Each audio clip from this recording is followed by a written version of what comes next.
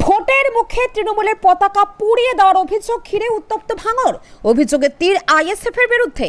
ঘটনায় এক আইএসএফ কর্মীকে আটক করেছে পুলিশ। রাতের অন্ধকারে ভাঙড়ের উত্তপ্ত কাশীপুর থানা এলাকার চণ্ডীহাট গ্রামের রাজ্যের শাসক দল তথা তৃণমূল কংগ্রেসের পতাকা পুড়িয়ে দেওয়ার অভিযোগ তুলে সরব স্থানীয় তৃণমূল নেতৃত্ব। ঘটনায় রীতিমতো উত্তপ্ত হয়ে উঠেছে গ্রাম। পুলিশ ঘটনাস্থলে পৌঁছে তদন্ত শুরু করে। নির্দিষ্ট অভিযোগের ভিত্তিতে এক আইএসএফ কর্মীকে আটক করে থানায় নিয়ে গিয়ে জিজ্ঞাসাবাদ করছে। ঘটনার সমস্ত অভিযোগ অস্বীকার করে পাল্টা তৃণমূলের বিরুদ্ধে সুর চড়িয়েছে ভাঙড়ের আইএসএফ নেতা রাইনুর হক। এই ঘটনার প্রতিবাদে প্রতিবাদ মিছিলের ডাক দিয়েছেন ভাঙড়ের অবজারভার শওকত মোল্লা। না তুলেছে আমি জানিনি। কাশীপুরে গিয়েছিলাম, কাশীপুরতে একটা সোনার আংটি বন্ধক দিয়েছে আমার বন্ধু, দিয়ে দুজনে এখানে বসেছি। বসে থাকার সাথে এখানে পার্টির ছেলেরা ছিল।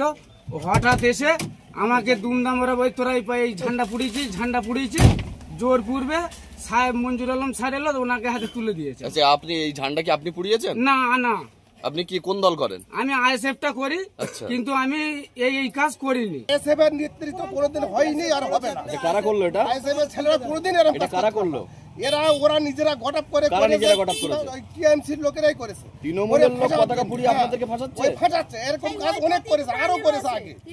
এরকম কাজগুলো ওরা অনেক আগেও করেছে। আপনাদের তো একজনকে গ্রেফতার করলো পুলিশ। গ্রেফতার করছে আমার ছেলে। আপনারা জানেন এইভাবে মিথ্যা অভিযোগ ওরা বারংবারই নিয়ে আসে।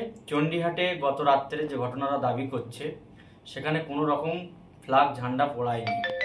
একটা জায়গায় কয়েকটি ফ্ল্যাগ পুড়িয়েছে রাতের অন্ধকারে তৃণমূলের কিছু লোকই। সম্পূর্ণটাই আইএসের উপরে চাপানোর চেষ্টা করছে তৃণমূলের যারা আছে তারা।